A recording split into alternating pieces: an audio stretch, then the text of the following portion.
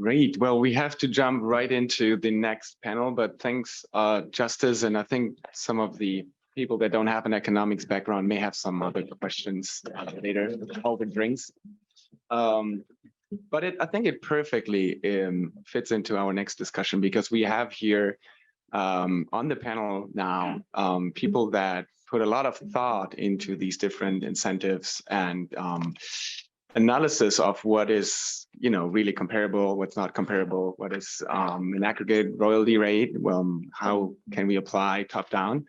And I want to go through these different topics with the panel now, asking them about their opinion. But to get started, it would be great if each of you could represent yourself, or tell us who you are, and even more, it would be great if you could tell us also as a expert witness who you have worked for, just to give a little background. Joachim, we go in the alphabetical order. Could you please start? Thank you. So Joachim Henkel, Professor of Technology and Innovation Management at Technical University of Munich, with a background in physics, economics, consulting, and now I'm a management scholar.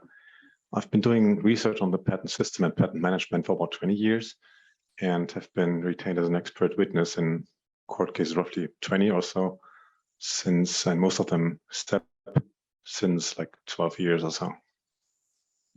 Oh, sorry, yeah, and in Germany mostly, and there it's usually written evidence, and it's not public, it's confidential. So but I can say that it was for the defendant usually. Hello, my name is Kline. I am a managing director at Insight Economics.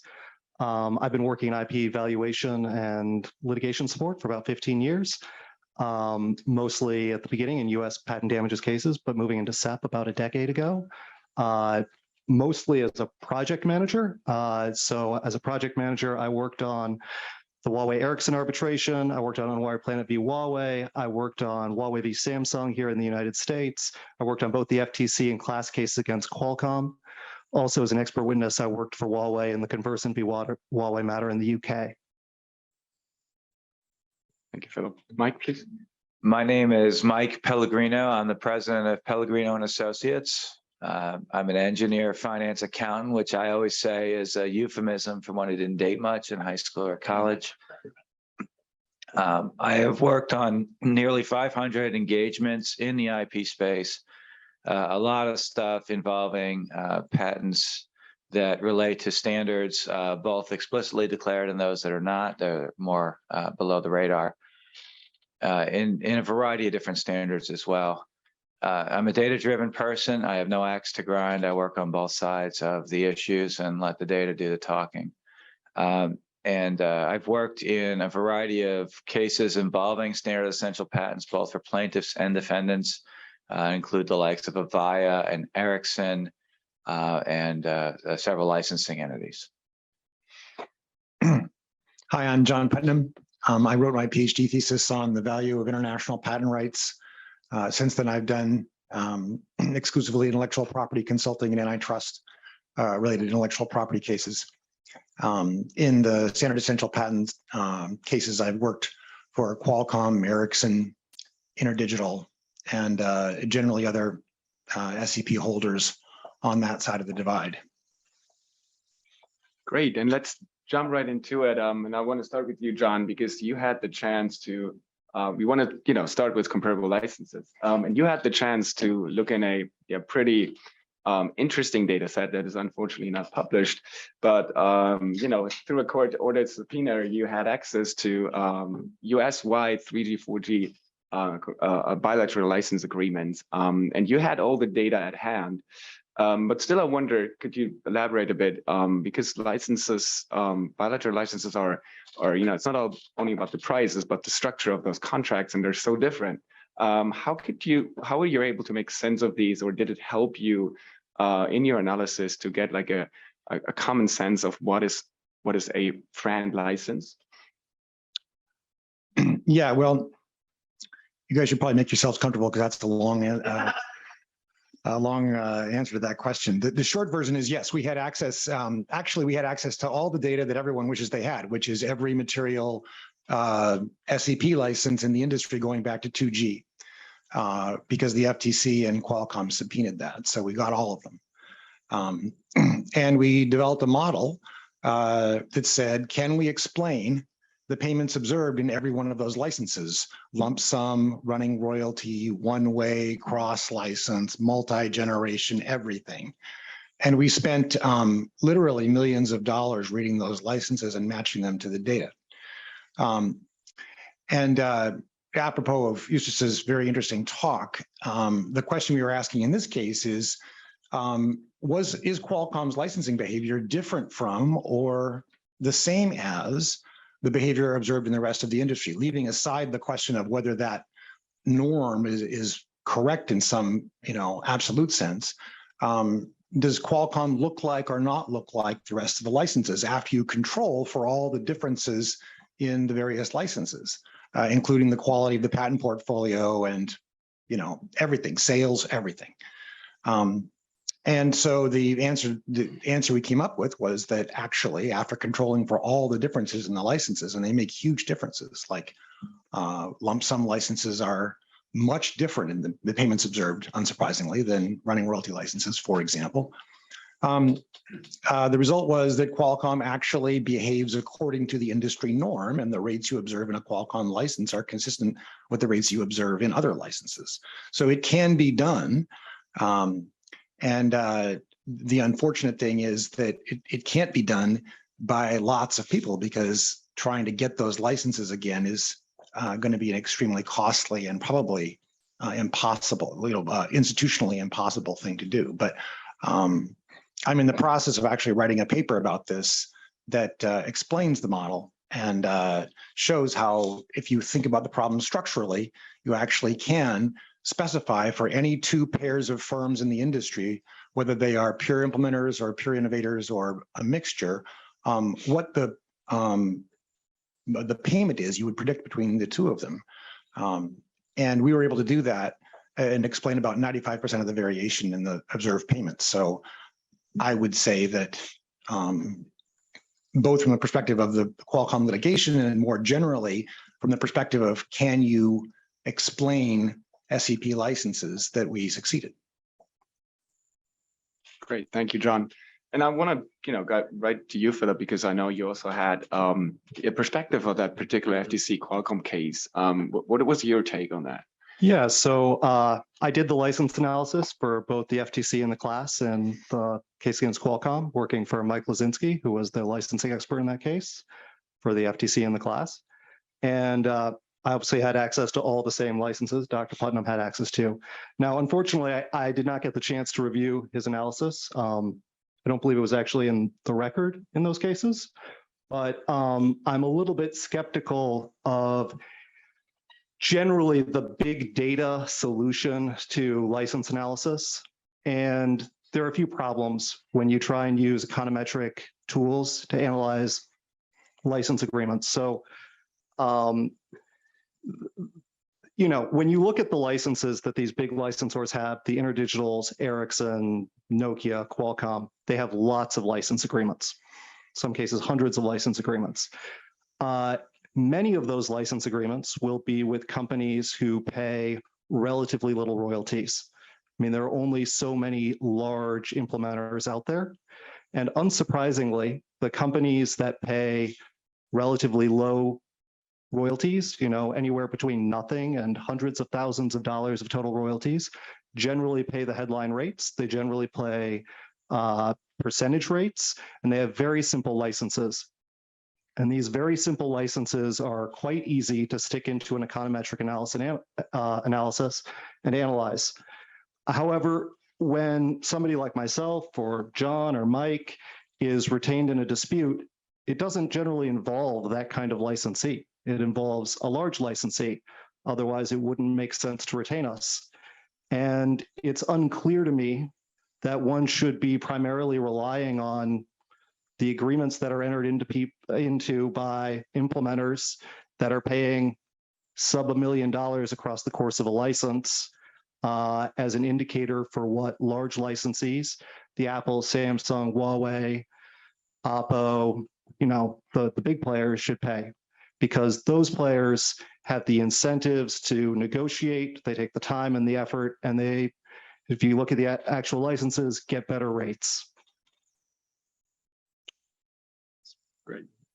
Thanks, Philip, for these thoughts and then the experiences you had. Going back to you, Mike, in another conversation, one of the problems also is that if you want to look for a comparable license, you need the data also, right? And then you have, at least to that conversation, some examples where NDA provisions kind of like limited that data. What is your general experience of really finding something that is comparable to what is actually under dispute? Comparability is it's analogous to the U.S. Supreme Court definition of pornography. They can't define it; they'll just know it when they see it. And we have that same issue with comparability on patents. Is it defined by the economic footprint of the invention, which is what you're supposed to tie to according to the Federal Circuit? And if it is, how do you control for other elements of that asset? Continuations, open prosecution on those assets, economic timelines for those assets. One will expire in 5 years, one will expire in 14 years. The magnitude of the value as well as the risk profiles of those assets is different. And that is an absolute quagmire to try and sort out using any sort of a non-systemic individual analysis, because there's just too many data points that one would have to undertake to discover. You see it as an analog, in a much simpler analog, even in the comparability of companies with price to earnings multiples or price to sales multiples. And you see a lot of survivorship biases and other things that create distortions in the values of those companies. And when you back test them, for example, in M&A, half of the deals never achieve their financial objectives, greater than 50%. So when you take that lens to comparability of patents, it's more difficult. And the analysis and the drivers that you're looking at might involve 45 or 50 factors, and that's a simple model to do it. And it's very difficult to do. Great. Thank you, Mike. And going to you, Joachim. We had that, and Justice was also referring to it, that circular view on comparables, assuming that what you compare with is also FRAND, and you kind of like, going in those loops. What is your take on that? I mean, and how could that be solved for comparable licenses? Yeah, I think Justice has made this point very clearly. In the sense that this general point about negotiations are happening in the shadow of what happens if you don't come to an agreement, which very often is litigation. So if you then try to guess what the court might say in case of litigation, and the court then says, well, let's use existing licenses, which are however concluded under that consideration. I'm not saying that's 100% the story. It's just something that one should take into consideration. So I wouldn't kind of completely push that aside.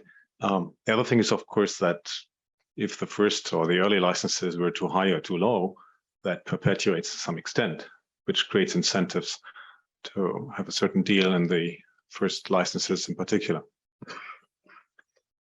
If we think about data points, Philip, I think we do have some data out there on licenses. I mean, we have, especially for 3G, 4G, there's a lot of deals done, right? And I think some of that can be compared. What is your take on that? How good is that data as of today? How often is it used, and should it be used?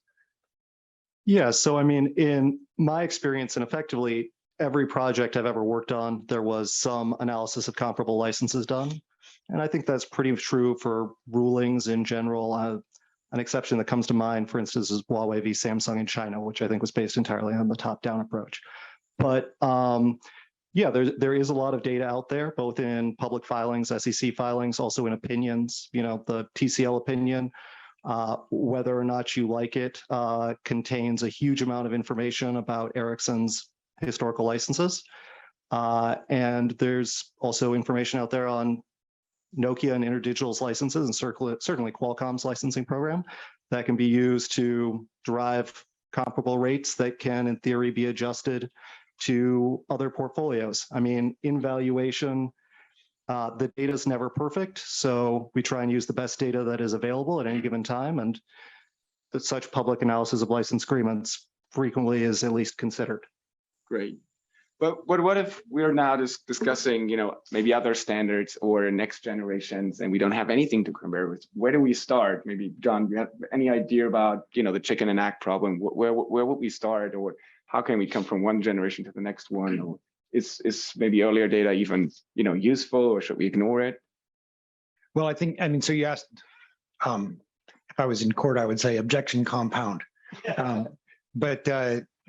So let me just take two of those points. First, outside of telecom, the question that you're asking is what's the benefit of a standard? What's the productivity improvement? Ultimately, what an economist should care about is not, what two parties agree to necessarily. That's a manifestation of some underlying fundamental, which is how much does the technology contribute to value in the world? What's the underlying benefit? So we've got a case, for example, for DSL technology. DSL is the technology that allows you to transmit video over your phone line, so you don't have to lay coaxial cable or fiber from the curb to your home. You can actually use phone lines. And so AT&T and other companies use this technology, and then it developed a various series of standards analogous to 2G, 3G, and 4G. There's ADSL and VDSL2 and so forth. So the question is, what's the cost savings available that are made possible by not having to lay faster cable? And you can actually measure that. It costs a certain amount to lay cable. And if you want to transmit video, you're either going to lay the cable or you're going to develop a better way of transmitting video over twisted copper. So we figured that out. And then we figured out the number of patents that are in the standard. And then you can figure out the portion of that value that's contributed by individual patents. And so you're approaching this as the way an economist should, which is this is a productivity improvement. It was made possible by a whole bunch of people contributing individual bits of technology, and then you assign them their share of that technology. You don't need to have comparable licenses because you've measured the fundamental value. In the telecom context, where you do have lots of licenses, but the question then becomes, do those licenses, are they actually negotiated in an environment that is where you expect people to reach the market price? So you just gave a lot of examples of, well, should we exclude this license because it's negotiated under threat of litigation? And that's typically the way this problem is framed, is this license contaminated by holdup or some other coercion or some other threat? But on the flip side, the question is this license contaminated by holdout and the fact that the licensor is confronting arguments from a putative licensee that their competitors are not paying, and so that decreases their willingness to negotiate a license. So there is a fundamental question of whether licenses are both, prices observed in licenses are both too high and too low, based on the dysfunctional institutional environment that we're in. So I bring this up to say that licenses are useful, but you also want to look at, again, at underlying economic fundamentals, like how much more valuable is the 3G standard over the 2G standard? How much more valuable is the 4G standard over 3G and 5G over 4G and so forth? And so we've also measured that and asked ourselves, again, what is the underlying fundamental value of the technology measured by consumer payments, not just the licenses, which may themselves be contaminated. So there's various economic tools, is the point, to try to get at the underlying question that is trying to be answered and that is observed kind of indirectly in the individual license agreement. One topic we touched upon, and people keep hating it, transparency, but still, to a certain degree, that is in a way needed, and NDAs or extensive provisions in NDAs kind of limit that, especially when you think about a comparable license. So, Mike, I know you have some experience with that. What is your view on that? Determining whether something is fair, and I prefer the word equity because fair is it's in the eye of the beholder. If something is equitable or not, you need a baseline to compare it with.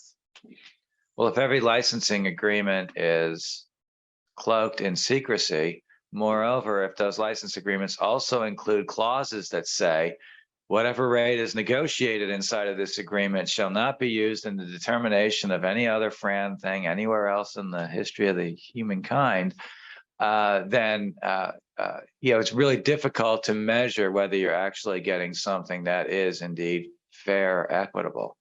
You need disclosure.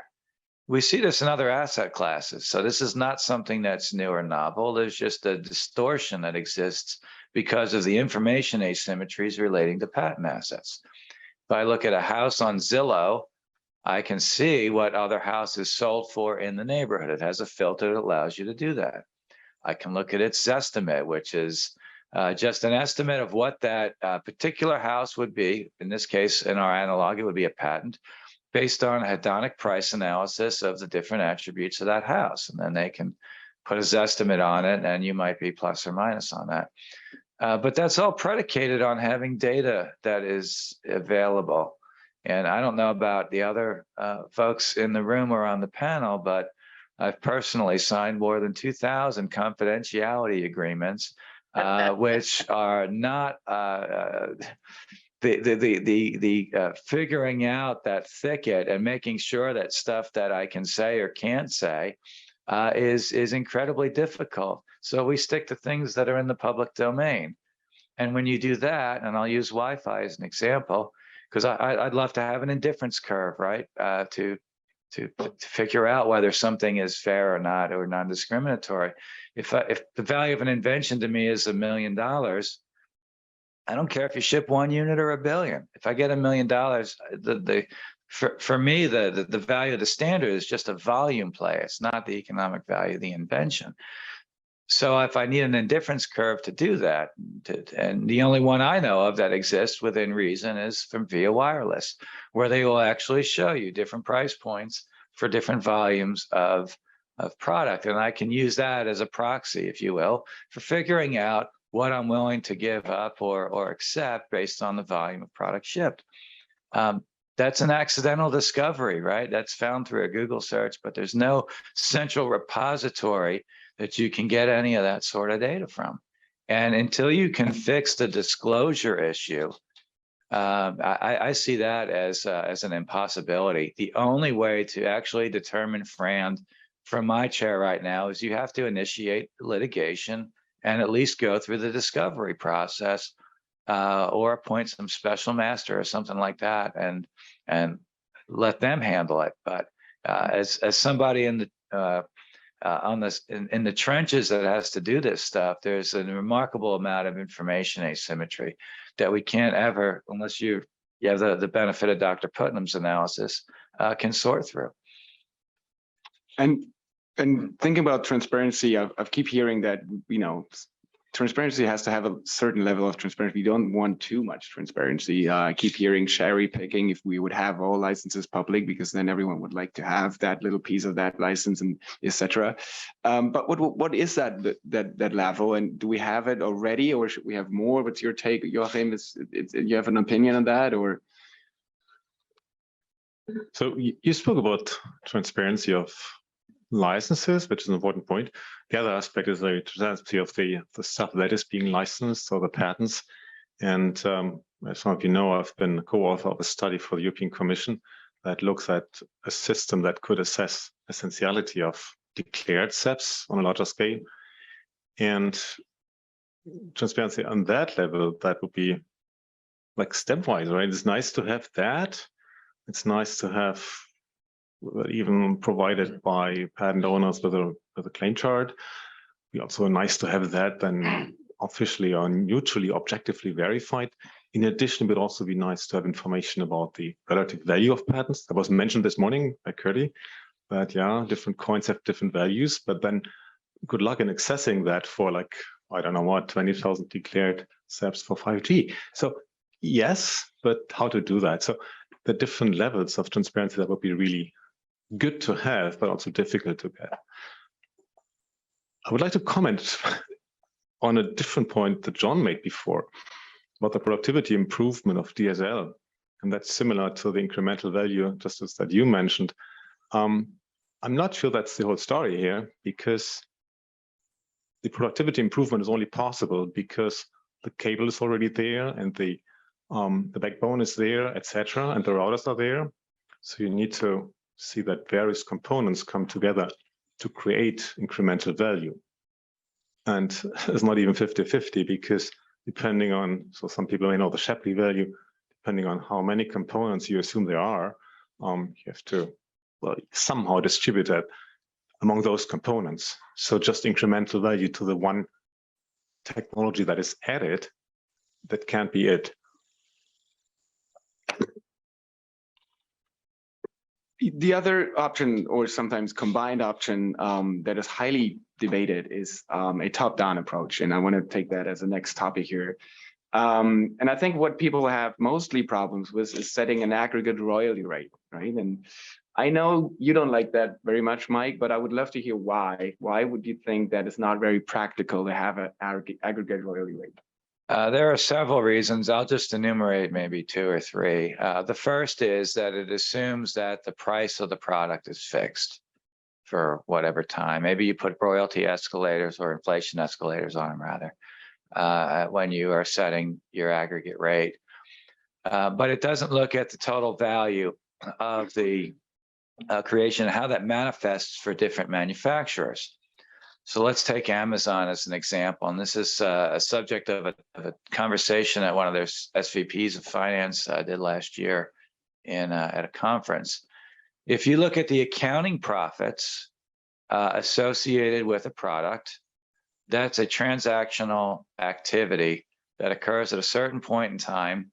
And that's what a lot of folks tend to use for the value in calculating FRAND. And they go on the record, Amazon does, in that talk that they gave, and you can find it out on YouTube, that they don't make an accounting profit on their product. So in that case, what is the actual value of the incorporated invention into that product? Is it 0? Well, that's what many folks would argue is the case. Well, if it's 0, why are you putting it in? You're incurring a lot of cost and downstream liability for litigation for something that's totally worthless.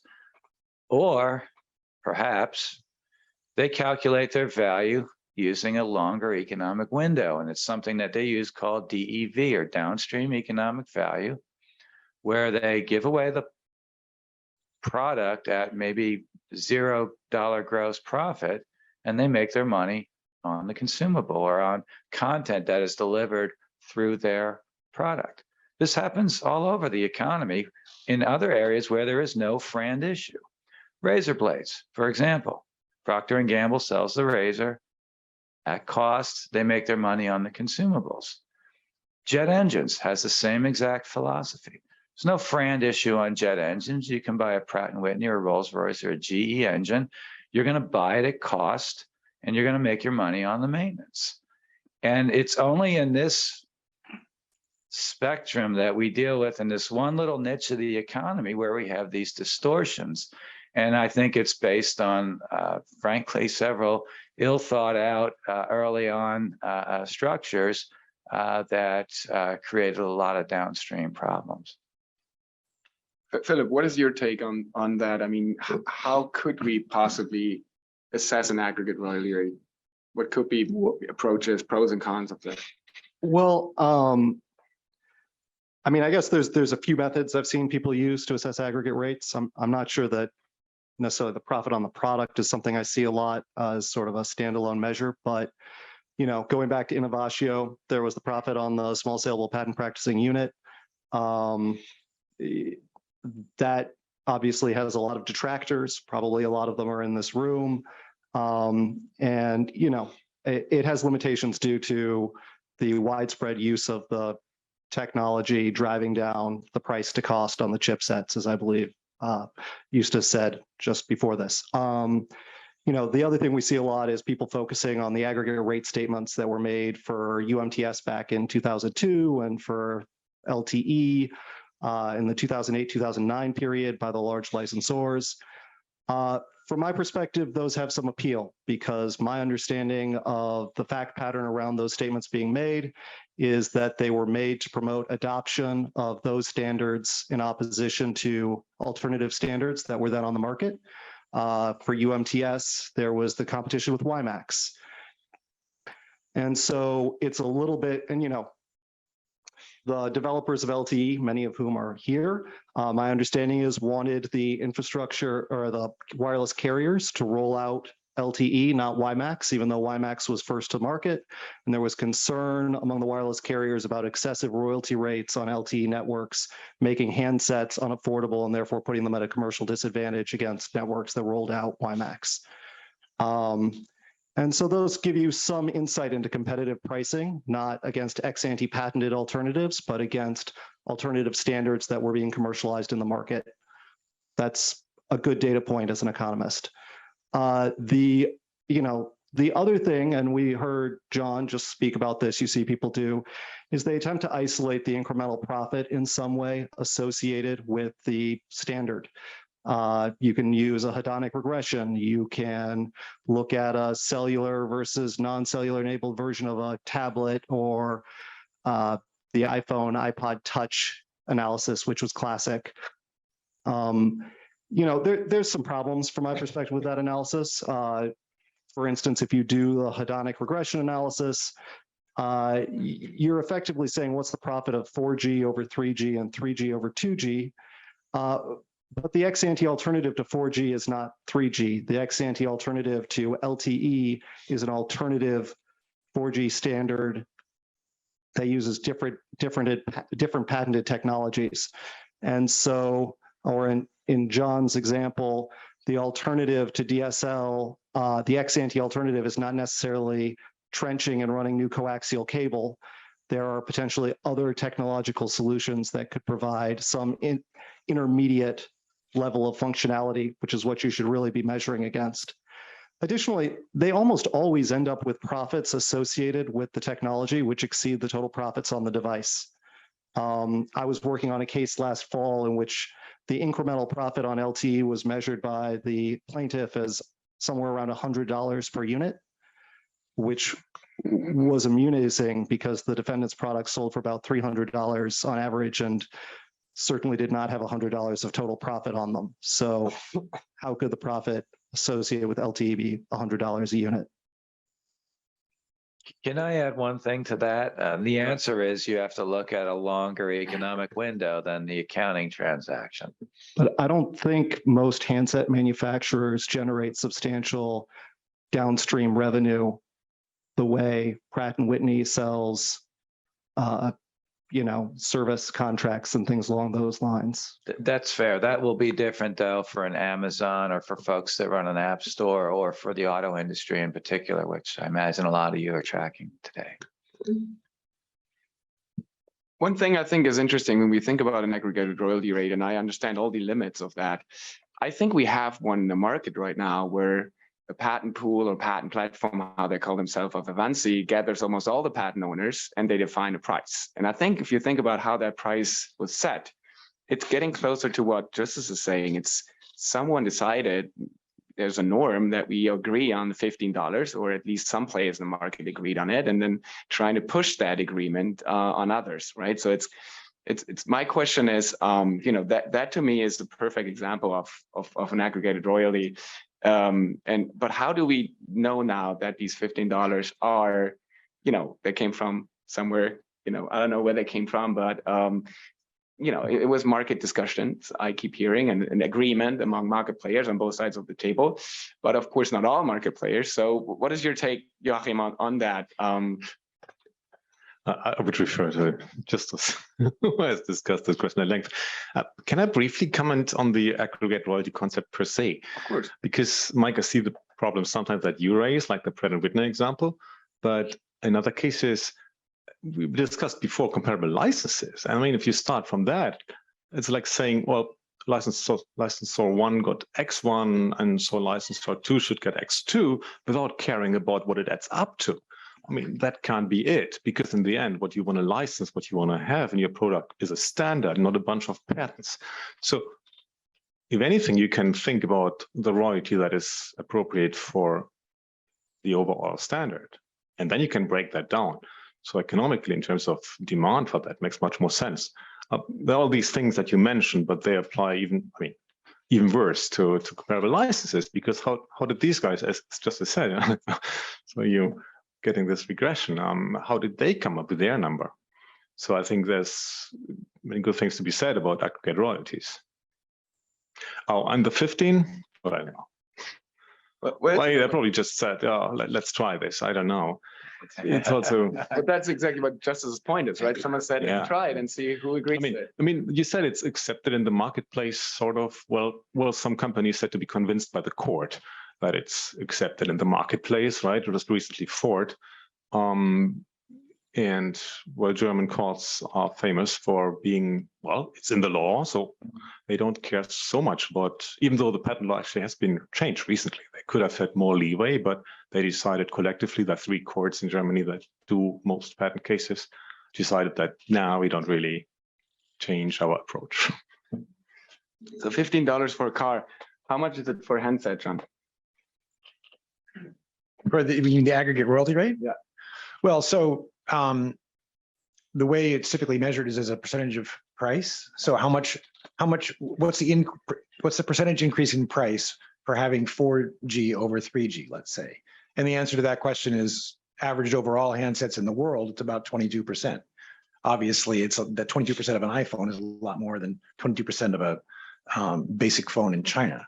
And then at the average price of a phone worldwide, it's somewhere between $80 and $120, something like that. But that's the value. I mean, I should say you can't compare that to the $15. That's the aggregate difference in the price of the device. Then you have to divide that difference between the patent owners and the the implementers, because the implementers incur costs in order to implement the standard.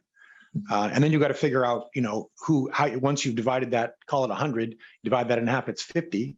Then you got to take that $50 and divide it among the 3,000 or 5,000, patents in the standard.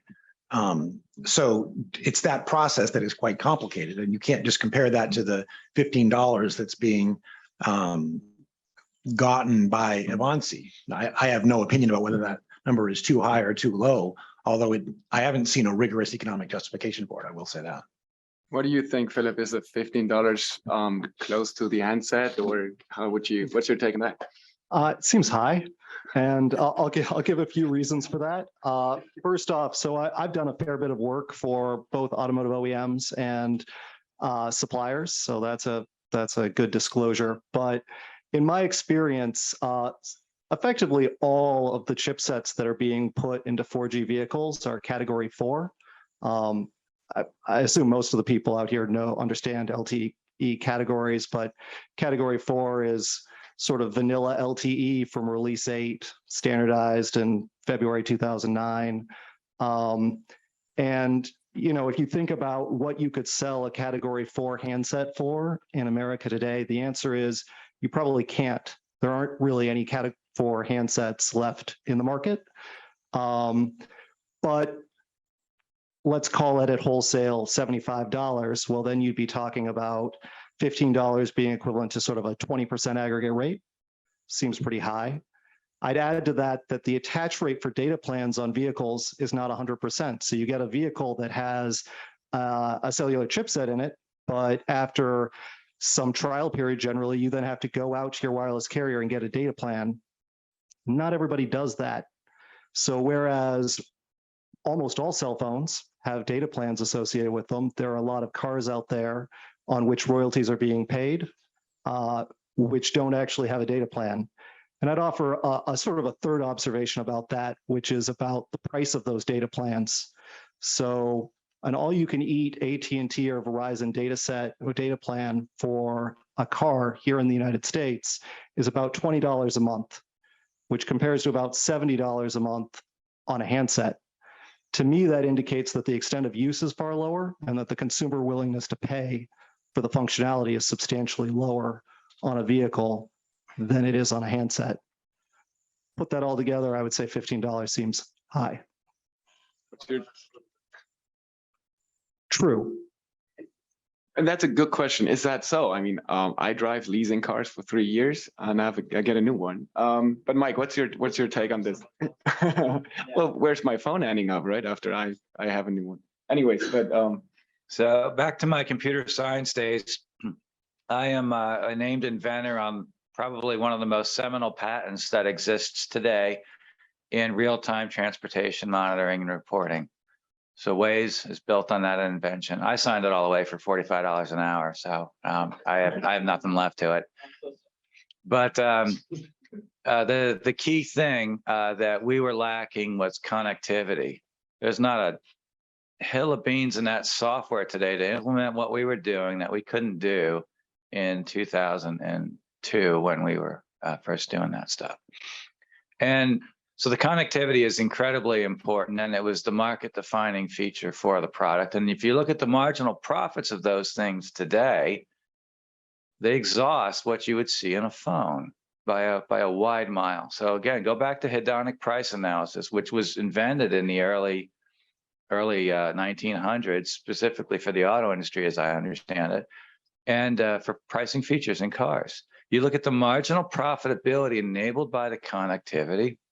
The $15 it's not even a rounding error. You think about the 300,000 or fewer cars that Ford sold in Germany. They spent more on lawyers, I'm sure, than they would have on the $3 million that they would have paid on the royalty in that market.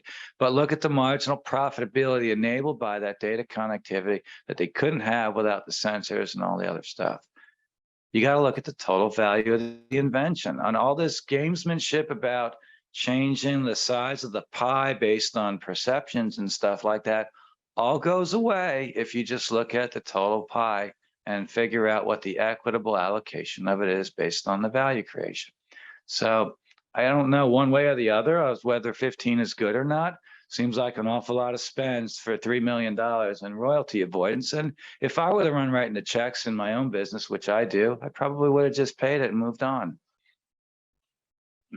One way I find interesting about it, no matter if it's too high or not too high, is that the market, the SEP holders, the members of that Avanci platform, they agreed on a royalty sharing rule. So they have a clear understanding who owns how many SEPs and how that is valued. In all these discussions we had, they somehow came to an agreement of a metric of that revenue is shared, right? So if Avanci would ever want to publish that sharing, we would have a clear understanding who is the real winner of that race. But what is your opinion on that, John? Because you know, a lot of times we talk about patents and infringement, but that discussion is beyond. I mean, we're not talking about if is a SEP infringing. Some SEP will always infringe from one of the big companies.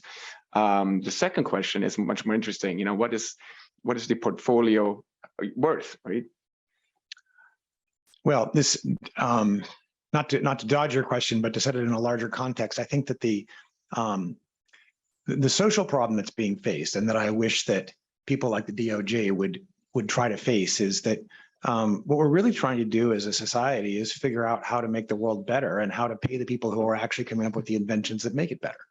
And they're not supposed to, you know, give them windfall profits, and they're also not supposed to sacrifice their R&D for the common good. They're supposed to get paid if they're successful, if the invention is adopted. So the royalty sharing rules of an organization like Avanci, I think, are whatever they were not set ex ante. So you're not going to learn really what the mechanism is that would have induced those people to spend that money to produce those inventions. You're going to learn after the fact, here's how I can make the most money from my invention, because the alternative is to try to go out and enforce it myself.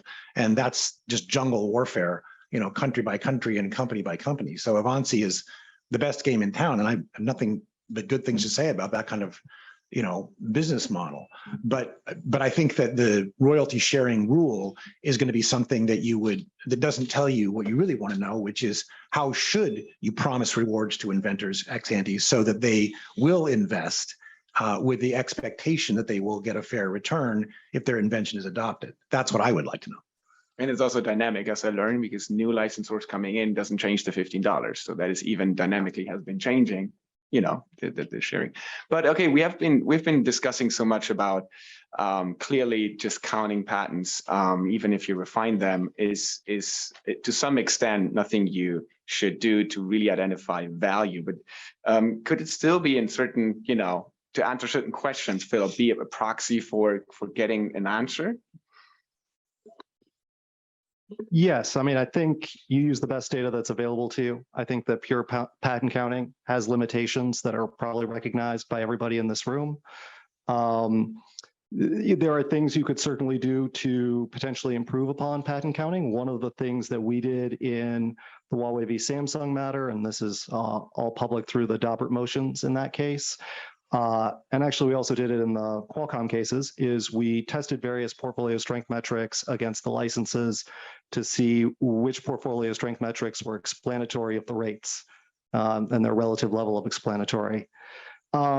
And, you know, we found some interesting things. One thing we found is that if you include some approved contributions, it becomes more explanatory, which is pretty consistent with how Avanci does its distribution method.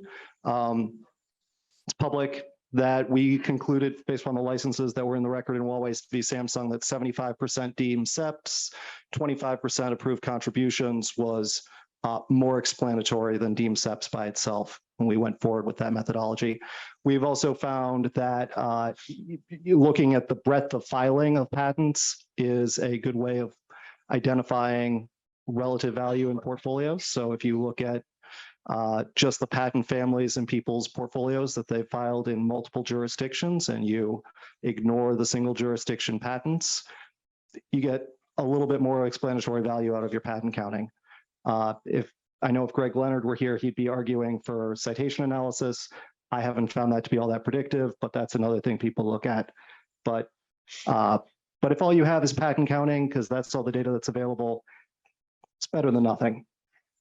And I mean, some patent pools do that also. I mean, even unweighted. So we have to say that not all, and there's different metrics, but it's done when I think stakes are not that high. One thing that you, Joachim, always point out is the dynamic character of portfolios. What is your take on that? Because we are not living in a static world, right? Yeah. So there are a couple of things, obviously. So what you mean by dynamic, just to clarify, is I think patents are being added, SEPs are being later declared, a standard is developing, LTE, then LTE-A, and more fine-grained. On the other hand, patents expire. And so one thing is definitely you need simplicity. You just, I think, can't drill down to the level of what new version comes out each time. Probably also not to the level of looking if a patent pending has been granted. At some point, you need to conclude a license on what you have then. One important thing is what happens with expired patents. So obviously, when you have a portfolio that needs to be licensed, then you would not pay royalties for expired patents. The other question is when you look at the contribution of a portfolio to the overall standard in the stack, it makes sense to consider patents that are expired as well, because they still contribute to the standard, to the value of the standard. It's just that the value of those patents doesn't anymore go to the owners, but should go to the public. That's the idea of the patent system. So that is an important distinction to be made when you look at above and below the fraction line. If you calculate a share. One more point about this new versions of technology getting better, like LTE to LTE-A. And I think it sounded a bit like, yeah, if you introduce LTE, then you get an extra price premium on the products. However, that erodes over time until next generation comes up. And that is consistent with what you see in general, that technology gets better and usually cheaper, or at least not more expensive.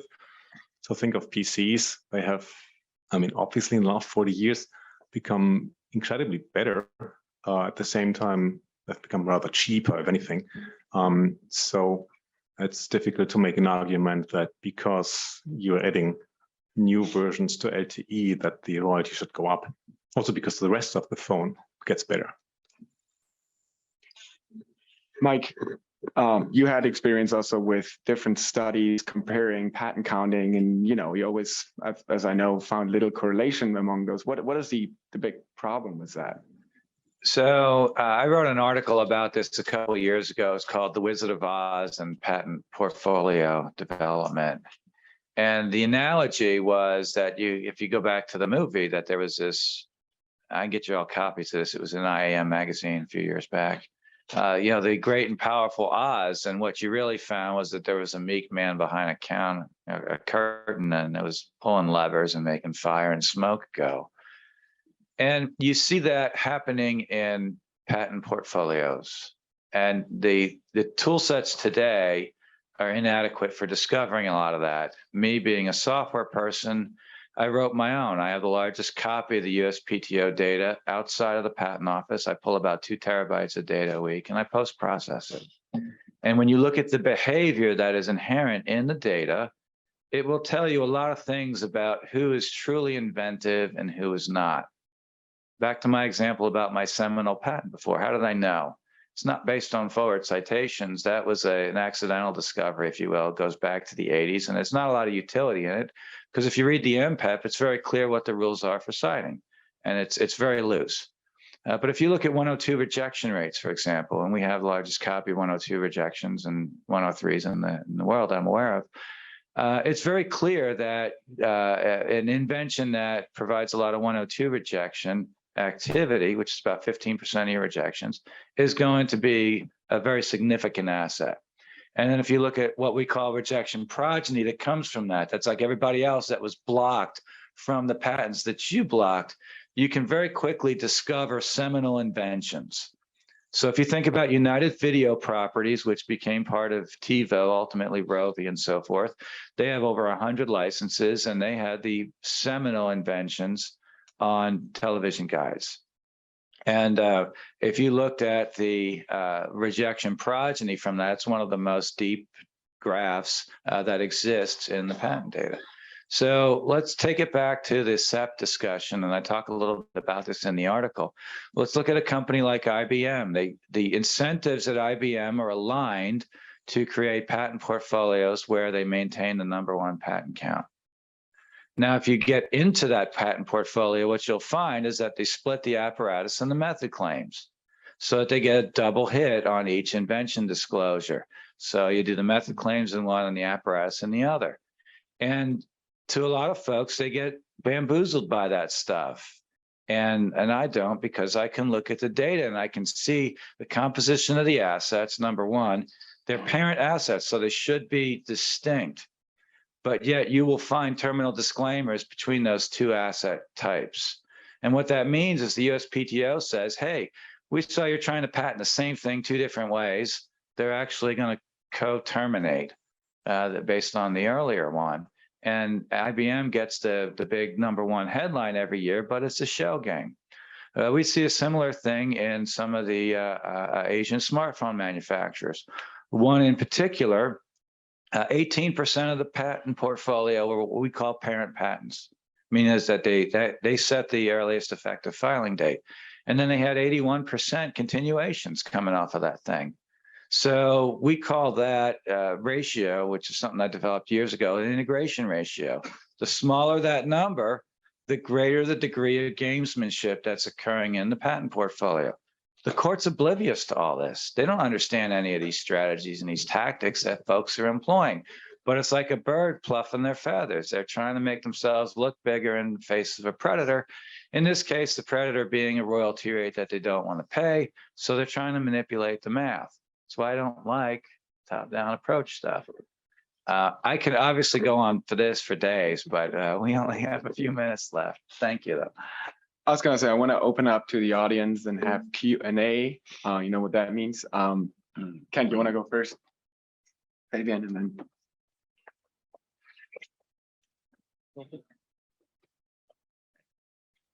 Yeah, I'll try to first time make it short. This is for John. You had indicated that one of the ways you can determine value is the difference between 2G to 3G to 4G to 5G. I was just wondering how it impacts when through regulation or through determination by the networks, they're eliminating 2G and 3G, although those are perfectly functional for probably 90% of the applications out there. Does that affect your valuation for 4G and 5G? Does it, in some way? But that's a good question. We're only focused on just the price paid for the handset. So if I buy a 3G handset, how much more do I pay for that handset than an equivalent 2G handset? The fact that 2G then is eventually made obsolete when 4G comes out, let's say, or something, doesn't affect the decision that the price that I pay for the 3G handset. So those dynamic effects are real, and as the technologies become obsolete, but they don't generally affect the price paid for that the consumer pays, and that's what I'm focusing on for the purpose of determining the incremental value. Okay, I just have one more this is for Mike. This goes to your Waze comment. Waze, you said when you were part of the invention team, 2002 had no value, no market value. Well, I didn't correct? work for Waze. It was a different Or the company. invention, right? But eventually it was deployed and had some type of large market value. Right. We all use it. Right. I think you attributed that to the wireless connectivity. In part, it was enabled, and there's other dynamics. It's like the blue LED. Right. They got the Nobel Prize for it, but at the time of the invention, it was worthless. I mean, and even if you look at LED lighting today, it's measured by who loses the least amount of money. Yeah. So you get these other factors that can create distortions. I was just wondering from the economist standpoint, the wireless value was determined to be an intellectual property cost. Would you say that there was some enablement value in the fact that Waze was now able to be deployed and monetized? There was some value that should be attributed to the wireless technology? I think that's fair. I can't comment on the degree of it, but that's fair. Fabian was next, and then go ahead first. Sorry.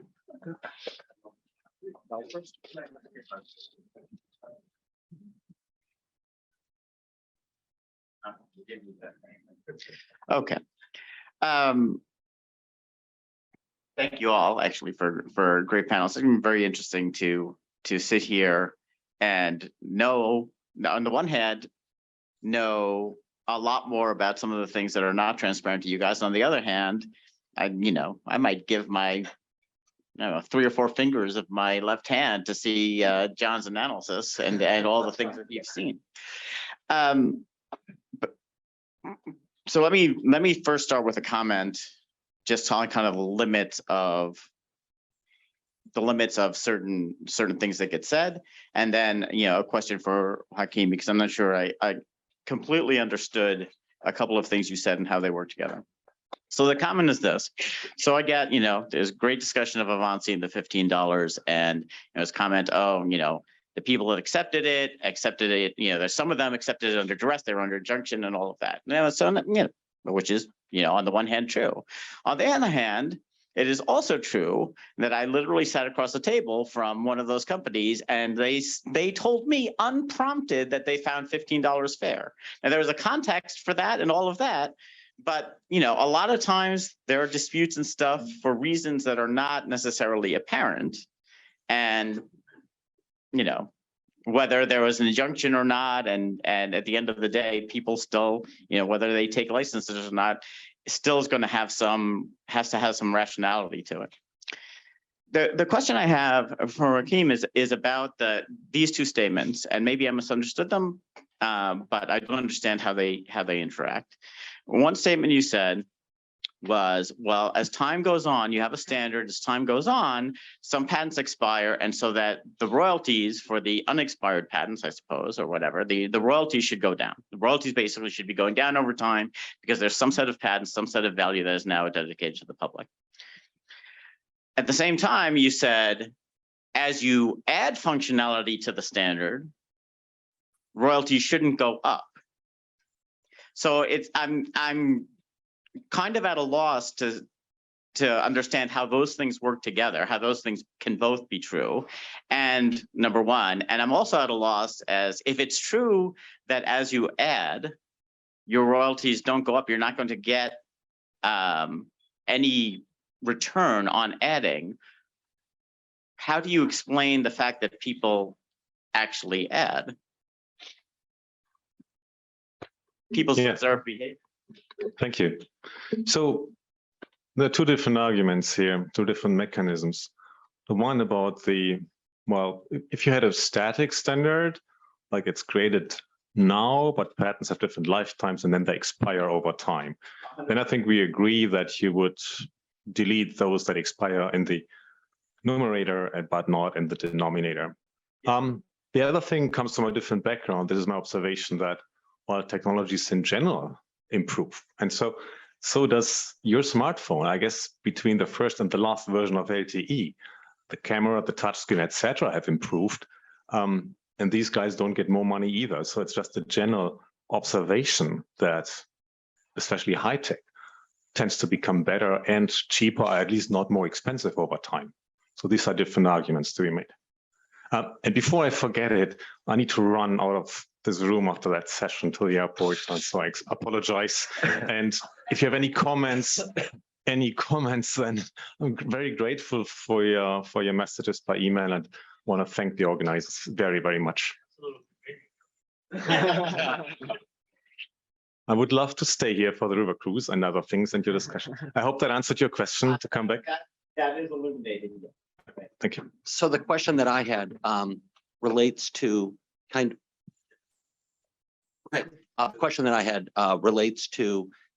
if the conference is about global standards leadership, it seems like we can learn certain things from other standards outside of wireless communications. Yeah. And I look at the social context comments that Yusuf was making, and I think about MPEG and all kinds of generations of video codecs. I see it as billions of dollars. I see it as lots of implementers and lots of licensees, and I see a social context that may be changed over time, right? Japanese companies that were maybe more willing to pay and that were implementers was a social context, and they were also inventors, to be clear. And I see that as a context. I see video MPEG licenses started at $4 to $5 per instance, okay, went down at volume to $2 to $250. Today, in H.265, you get about that same $2 from a phone. So thinking about this and you have the same issues about implemented in chips versus implemented in software. So I wonder when we're thinking about it, whether we're using a prism, which isn't truly about global standards, and what we could learn from other standards that are highly successful and apply to the same kinds of products in the space.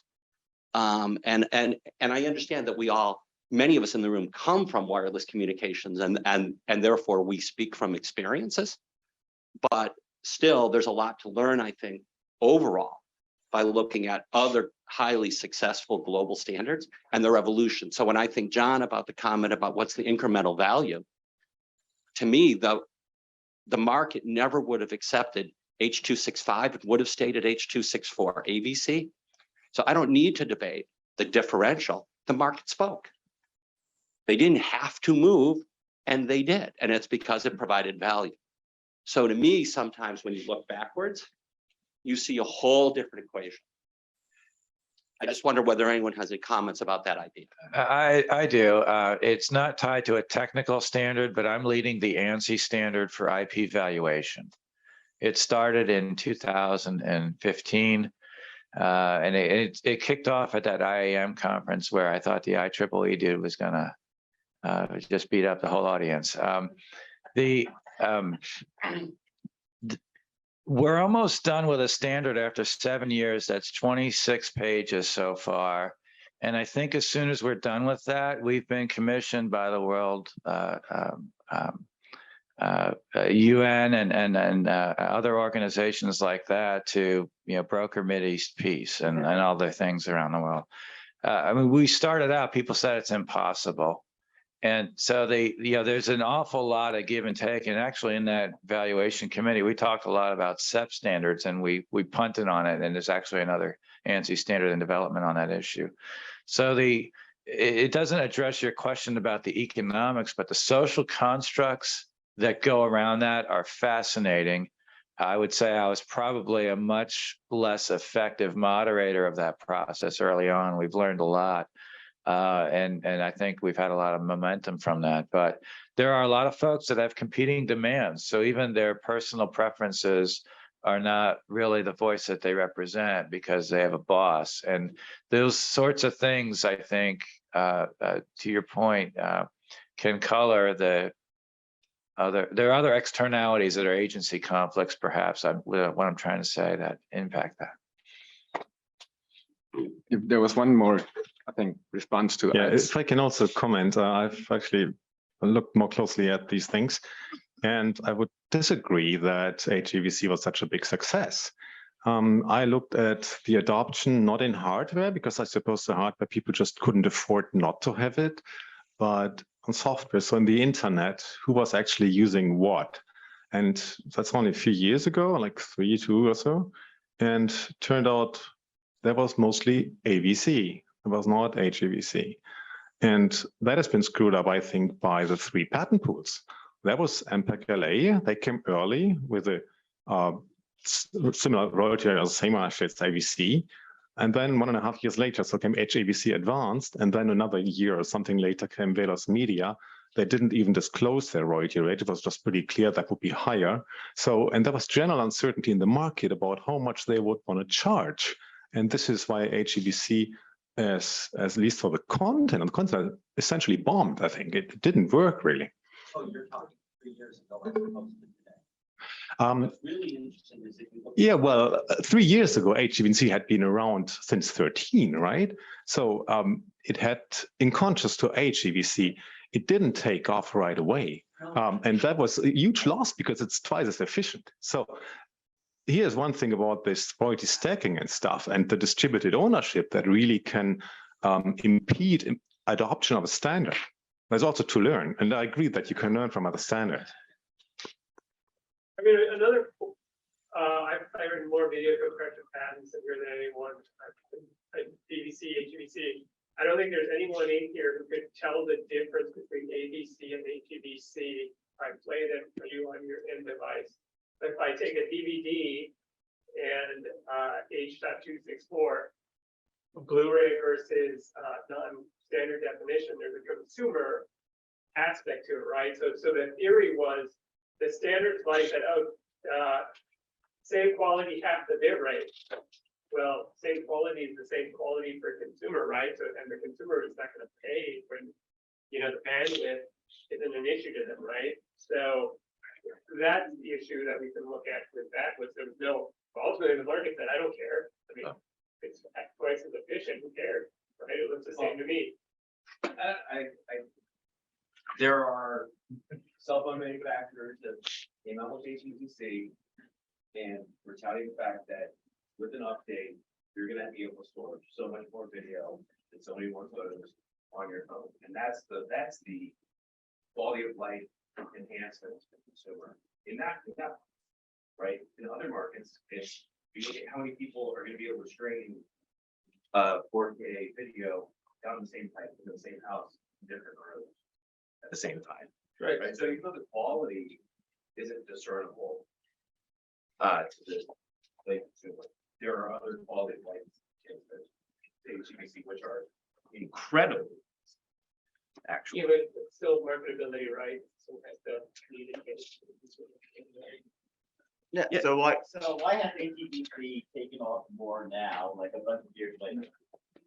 Because you have more, for whatever reason, because I sure can't tell the difference on my phone. You have more like 4K streaming, right? And you craziness, well, that kind of craziness, right? And so when you have 4K, then now that compression rate starts to matter if you're streaming a ton of video and all of that, and that's what you get more out of it. It's really, it's a matter of what about overall value proposition. And when, because I mean, HPC is 10 years old now. Yeah. At least, right? 2013 it was finalized. So obviously you can do a lot more in software. That's back to your ways situation, right? What I can get in a Roku stick versus my first Blu-ray player. Yeah. Right. So that's goes that way as well. So one more question here, and then we have to go to the next panel. Please go ahead. Okay.